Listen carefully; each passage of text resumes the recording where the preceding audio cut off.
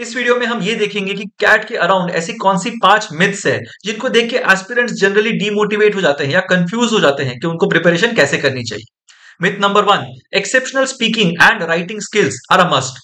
हमें तो देख के यही लगता है कि आपके पास बहुत अच्छी रीडिंग हैबिट होनी चाहिए, आपको हर हफ्ते 2 या 3 नॉवेल्स पढ़नी चाहिए, आपके पास वोकैबुलरी को लेके 2000-3000 वर्ड्स का एक डेटाबेस होना चाहिए जो आप ऑन डिमांड रिकॉल कर सको and so on and so fourth.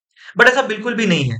अगर आप कैट में देखोगे तो ना रीडिंग स्पीड आपके लिए बहुत ज्यादा मायने रखेगी या फिर आपकी वोकैबुलरी भी आपको बहुत ज्यादा सपोर्ट नहीं करेगी अगर आपकी कॉम्प्रिहेंशन ठीक नहीं है तो। आपको ये समझना है कि पैसेज में दिया क्या है, आपको क्वेश्चन समझना है, आपको ऑप्शंस के बीच के जो सटल डिफरेंसेस हैं वो समझने हैं। अगर आप वो कर पा रहे हो तो आपका आरसी आराम से निकल जाएगा। और रही बात इंटरव्यू की, इंटरव्यू के अंदर आपको कभी भी बहुत ही डिफिकल्ट वोकैबुलरी वाले क्वेश्चंस तो नहीं पूछे जाएंगे। आपको बहुत ही सिंपल तरीके से आपका कैंडिडेचर उनके सामने प्रस्तुत करना है। आपको सिर्फ बोलना है कि आपको एमबीए क्यों करना है, आप आज तक क्या सीखे हो, आप क्या सीखना चाहते हो और कैसे ये बी स्कूल जो है वो आपकी जर्नी में आपकी हेल्प करेगा। अगर आप ये चीजें एकदम सिंपल लैंग्वेज में, नॉर्मल कॉन्वर्सेशनल लैंग्वेज में बता सकते हो तो आप बहुत ही इजीली बी स्कूल का प्रोसेस भी क्लियर कर लो। तो एक्सेप्शनल स्पीकिंग या राइटिंग स्किल्स की कोई डिमांड नहीं है in terms of the CAT. Even if you are an average speaker, अगर आप बहुत रेगुलरली इंग्लिश में बात नहीं भी करते तो भी चलेगा, कोई प्रॉब्लम नहीं है। It's a test of aptitude, it is not a test of intelligence और it is not really a test of how good your vocabulary is. तो ये सब चीजों को भूल जाइए, आप अपनी कैट प्रिपरेशन पे ध्यान दीजिए, रीडिंग कॉम्प्रिहेंशन सॉल्व कीजिए जितना कर सकते हो, वर्बल एबिलिटी के क्वेश्चन टाइप्स देख लो, उनको जो सॉल्व करने की टेक्निक्स होती हैं वो समझ लो कि कैसे इन्हें सॉल्व कर सकते हैं जल्द से जल्द, and you should be fine with an average reading speed as well. Don't worry about your reading speed और reading competency at all. Going to myth number 2, IIMs are impossible below 99 percentile. हर साल हम ये देखते हैं कि बहुत सारे लोग जो होते हैं उनको 99.7 परसेंटाइल, 99.8 परसेंटाइल मिलता है, लेकिन उसके बाद भी उनको ABCLI के ये जो 6 ओल्ड IIMs है यहां से कॉल्स नहीं आती। अब I know that this is something that happens very regularly. ऐसा बिल्कुल भी नहीं है कि एक आधा कोई केस होता है जिसको मैं बहुत ज्यादा इलेबोरेट करके बता रहा हूं, ऐसा नहीं है। काफी लोगों के साथ ये चीज होती है। But then you have to understand कि IIM से आपको अगर कॉल चाहिए तो आपको सिर्फ कैट का परसेंटाइल अच्छा लेके आना ये ही सिर्फ एक मैंडेटरी क्राइटेरिया नहीं है। आपको अपने अकेड्स भी इन प्लेस रखने पड़ेंगे। अगर आपके पास 10th में लेट्स से फॉर एग्जांपल 80% के नीचे मार्क्स हैं, 12th में लेट्स से फॉर एग्जांपल 80% या 8 पॉइंटर से नीचे के मार्क्स हैं, एंड ग्रेजुएशन में भी आपके पास अगर 7 पॉइंटर या 7.5 से नीचे का स्कोर है, तो बहुत बड़े चांसेस हैं कि आपको शायद पुराने IIMs कॉल नहीं देंगे। तो ये हो सकता है कि आपके एकेडमिक प्रोफाइल अगर ठीक नहीं है तो in spite of having a 99 percentile आपको कॉल ना मिले। बट इसका कॉन्वर्स भी तो ट्रू है। अगर आपकी प्रोफाइल बहुत ही अच्छी है, लेट्स से फॉर एग्जांपल आपको 10th में 90% थे, 12th में 90% थे, ग्रेजुएशन में आपका स्कोर 8 पॉइंटर के ऊपर रहा है, आप हमेशा से बहुत अच्छे स्टूडेंट रहे हो, इन दैट केस इवन अगर आपकी 99 परसेंटाइल नहीं है तो भी IIMs आपको कॉल देंगे। तो अगर आप एक नॉन इंजीनियर हो, अगर आप लेट्स से फॉर एग्जांपल आपकी ग्रेजुएशन के अंदर जो परफॉर्मेंस है वो एवरेज से बहुत ज्यादा ऊपर है, तो definitely you will have a good chance of getting a call from IIMs even if you get a CAT percentile of less than 99। और ऐसे बहुत बार हो चुका है। IIM अहमदाबाद फाइनल कन्वर्ट्स भी दे चुका है लोगों को जिनकी 82 83 परसेंटाइल भी थी। और हाँ, मैं जनरल कैटेगरी कैंडिडेट्स की बात कर रहा हूँ। जनरल कैटेगरी कैंडिडेट्स जिनको 82 85 87 90 परसेंटाइल ऐसे स्कोर्स थे, वो भी IIM अहमदाबाद जा चुके हैं क्योंकि उनकी प्रोफाइल बहुत अच्छी थी। तो अगर आपकी प्रोफाइल अच्छी है तो IIMs definitely will be possible even below 99 percentile. ये भी आप समझ लो कि IIMs मतलब सिर्फ पुराने 6 IIMs नहीं होते। कुल मिला के if you look at it there are 21 IIMs including the latest IIM Mumbai that exist. और अगर आप एक डिसेंट कैट्स को लेके आ जाओ, आपको बहुत सारे IIMs में से डेफिनेटली कॉल्स आएंगे। तो 95 96 परसेंटाइल के ऊपर अगर आपका स्कोर आता है, आपके पास एक बहुत डिसेंट चांस है कि आपको कोई ना कोई IIM कॉल देगा। अब वो IIM आपको लेना है या नहीं लेना है वो एक अलग स्टोरी है, but definitely IIMs are possible below 99 percentile at the CAT. Also third myth, Vedic maths will help you crack CAT. अब बहुत बार ये होता है ना कि लोग शॉर्टकट्स देखना चालू करते हैं कि कौन सी वो चीज है जिसको अगर मैं ठीक से करूं तो मेरा कैट क्रैक हो जाएगा। और यहाँ पे बहुत सारे टीचर्स, बहुत सारे इन्फ्लुएंसर्स आ जाते हैं और आपको बोलते हैं कि अरे आप ना ये वैदिक मैथ्स के 5 टेक्निक्स पढ़ लो, अगर आप ये चीजें कर लोगे ना आपका डेफिनेटली कैट निकल जाएगा। ऐसा बिल्कुल भी नहीं है। See, Vedic maths is not really something that you need to crack the CAT. Vedic maths is sort of like a way of life.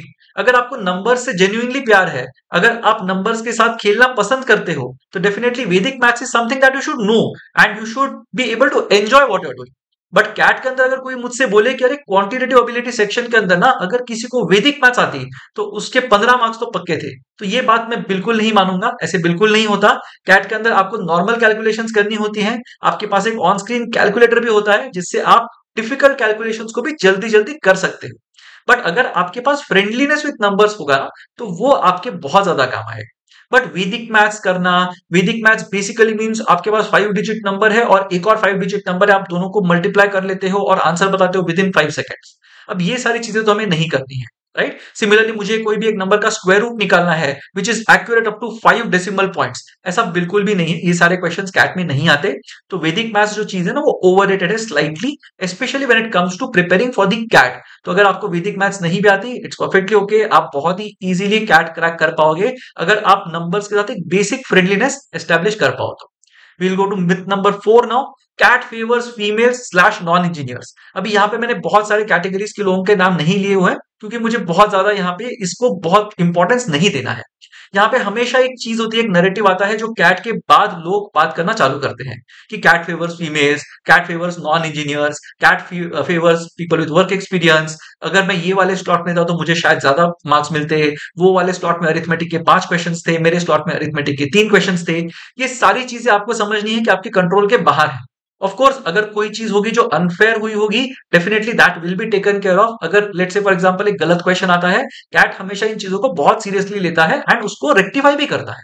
But अगर आप ये सारी चीजों के बारे में डिस्कशन करना स्टार्ट कर दोगे जो आपके कंट्रोल के बियॉन्ड है, चांसेस आर वेरी हाई कि आप उससे सिर्फ अपने अंदर नेगेटिविटी बना लोगे और आप डेफिनेटली कोई एग्जाम क्रैक नहीं कर पाओगे विद दैट एटीट्यूड।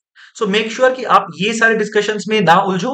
ये कोई भी ऐसी कोई चीज नहीं है कि कैट फेवर्स फीमेल्स, ऐसा बिल्कुल भी नहीं है कि कोई भी बी स्कूल को 100% फीमेल रिप्रेजेंटेशन चाहिए, ऐसा बिल्कुल भी नहीं है कि कोई भी बी स्कूल को 100% नॉन इंजीनियर्स चाहिए। उसके लिए वो जानबूझ के टेस्ट ऐसा बनाएंगे जो नॉन इंजीनियर्स बहुत इजीली क्रैक कर पाए, ऐसी कोई भी चीज नहीं है। सिमिलरली अगर नॉन इंजीनियर्स को लगता है कि इंजीनियर्स बहुत इजीली कैट के मैथ्स क्रैक कर पाएंगे, तो अगेन ऐसा बिल्कुल भी नहीं है। कैट के अंदर मैथ्स क्रैक करना is a matter of being good with numbers. अगर आप नंबर्स के साथ day in and day out involve हो, डेफिनेटली आप कैट क्रैक कर पाओगे। इंजीनियर्स का फायदा वहां पे होता है कि वो लोग नंबर्स के साथ थोड़ा ज्यादा फ्रेंडली होते हैं क्योंकि जबरदस्ती उनको वो करना पड़ता है। बट जो मैथ्स इंजीनियरिंग में लोग करते हैं वो मैथ्स तो कैट में डेफिनेटली नहीं पूछी जाती।